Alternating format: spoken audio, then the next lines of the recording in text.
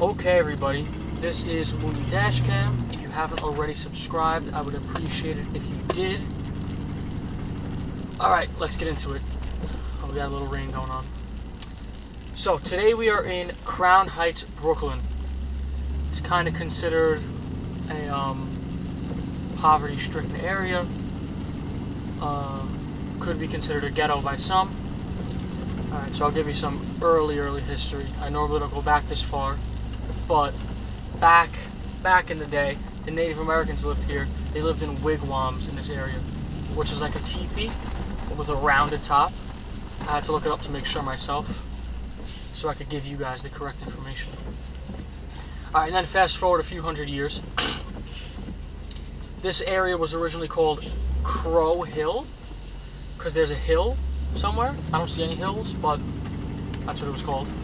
And in 1916, it was changed to Crown Heights because they built Crown Street, and it went through the neighborhood. So that's why it's called Crown Heights now. Ooh, we're getting some real pickup with the rain here. Gonna have another rainy video. Get my defrosters on so you don't get all foggy. Turn it down here.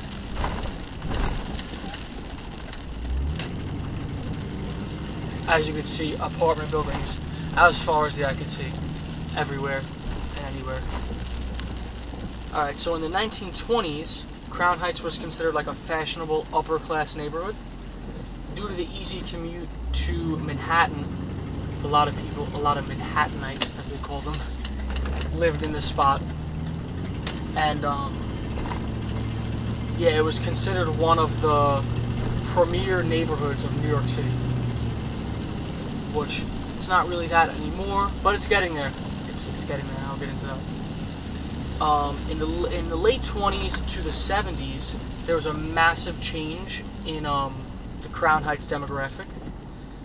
Due to the easy access to Long Island from expressways being built, mainly the Long Island Expressway, a lot of people. One second here, I'm looking at the GPS.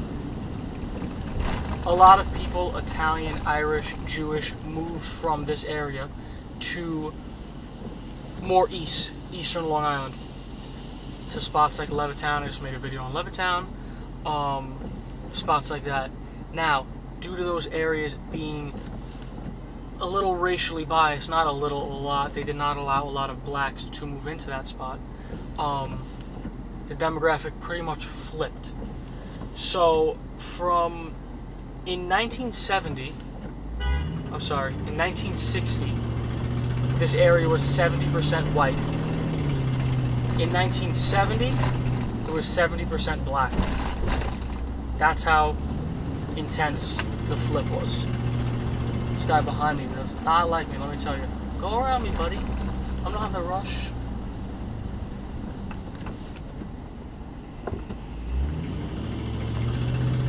So yeah, total flip. I thought that was insane. But people who stuck around here were the Lubavitch Hasidic Jewish people. They established, since the 40s, they established a community of Hasidics, and yeah, they stuck around here. They have 34 large synagogues in the area, which is a lot considering Crown Heights is only 1.5 square miles, something. It's not a big spot. What do we have here? What do you need all that barbed wire for? Alright, moving on.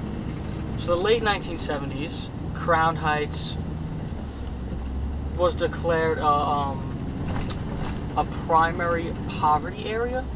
I don't know exactly what that means, but there was a lot of poverty in that time, even to this day, but it is getting better. In 1977, during the New York City blackout, I would suggest looking this up. Kind of crazy. It was blacked out for a few days. Not many times has that happened. Happened once in my lifetime, 2003. Whatever, different story. So 75 shops in a 5-block radius were looted, broken into, and stuff stolen. People were standing guard, business owners were standing guard in their shops overnight just to make sure that didn't happen. It was pretty intense. 75 shops in a 5-block radius. And then the neighboring neighborhood of Bedford had 25 fires that burned until the morning. That weren't put out until the morning, which I thought was nuts.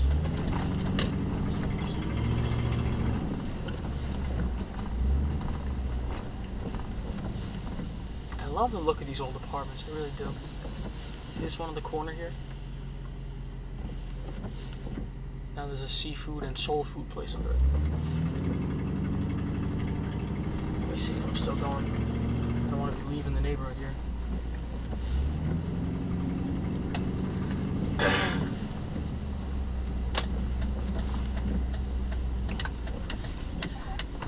Oh, what's this?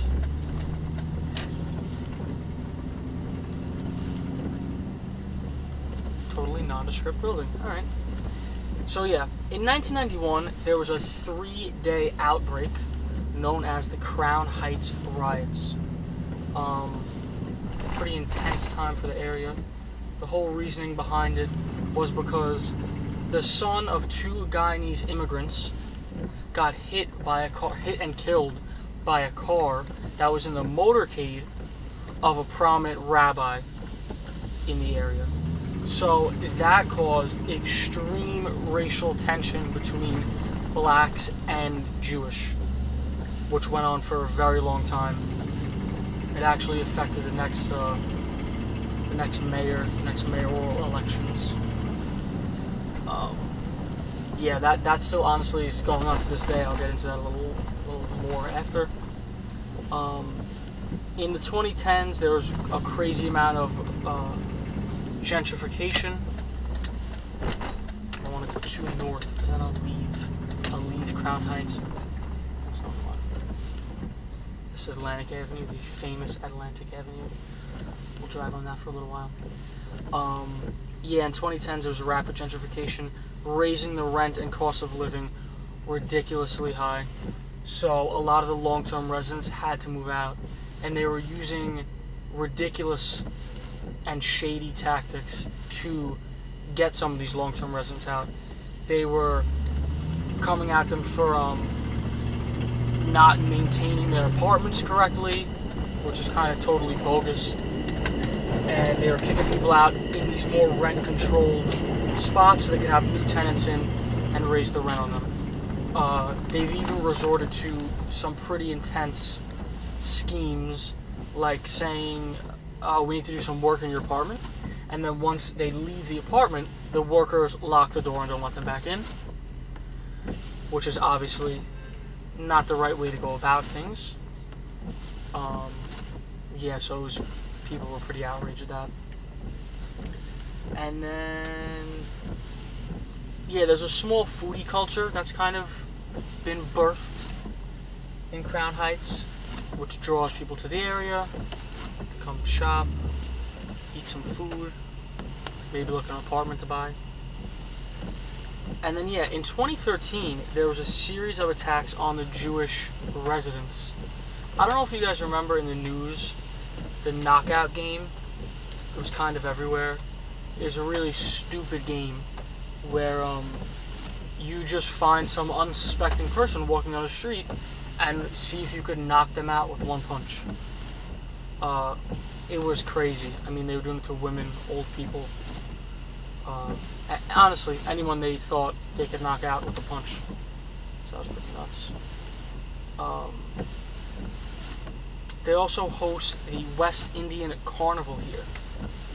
3.5 million people come to celebrate that annually.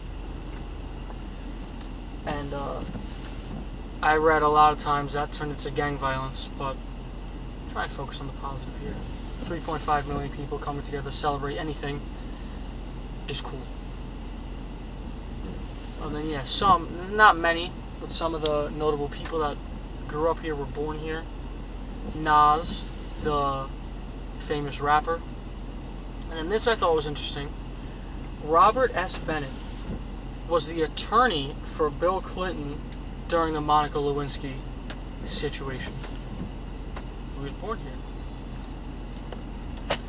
So yeah.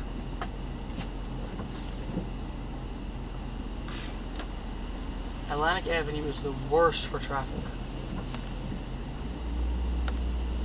You could stay at a light and it could cycle 2 or 3 times before you get past.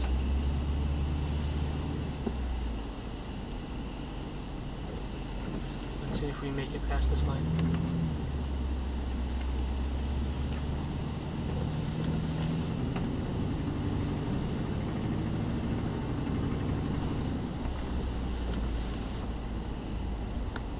Oh, we did it. What a surprise. Yeah, so some facts of the area. It's 143,000 people live here. So that just shows how many apartment buildings there are in a 1.5 square mile area. 143,000 people live. 75% black, 20% white. The rest is kind of mixed. A little bit of a Hispanic community.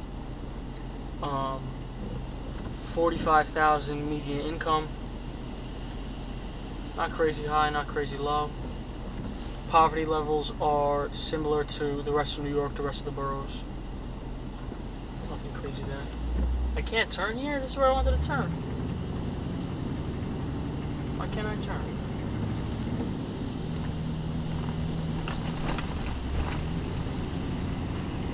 They like to change up one-ways and no turn and or do not enters and all the time. You don't even, the GPS can't even keep up with it. The GPS will tell you to turn somewhere and then you can't. You're not even allowed to.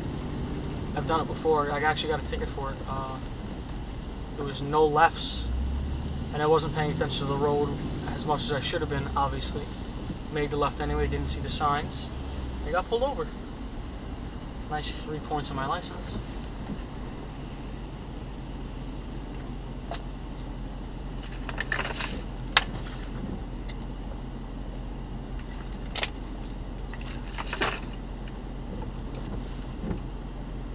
Alright, so instead of sitting in traffic here, I'll end the video now. That was pretty much Crown Heights. Hope you guys enjoyed. As I said earlier, I'd appreciate if you subscribe, comment, let me know what you think of the videos, and like the video. Alright, thank you guys. Bye.